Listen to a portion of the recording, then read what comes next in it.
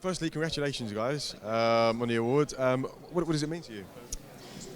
It's fantastic. It's the first award we've ever won, so it's amazing. It's amazing. You do it, you do it because you love it, but you also do it because you hope other people like it too. Yes. So it's very, very gratifying to realize you haven't done it in vain. Yeah. The Missing was a very powerful piece of work. What made you explore such hard-hitting themes? It's a good question. That's a good question. I think there was.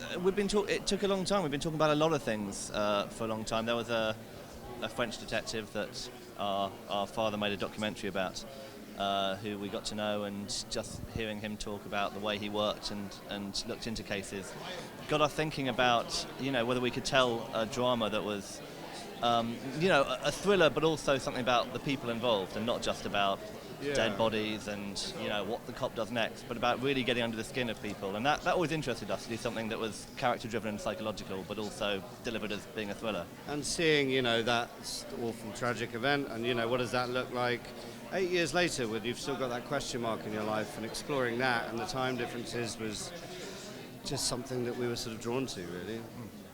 You mentioned previously that there were some themes that you didn't explore in the first series that you'd like to look at next series. Can you give us a bit of a flavour of what you meant by that?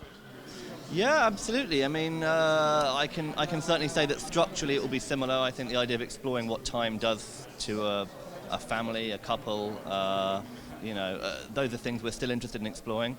But I think, more than ever than the first series, this one's going to be about the aftershock of what tragedy is like, and I think we're really going to explore that in more depth than first time. Yeah, the first one was what happens when you lose someone, and this is essentially what happens when you find someone.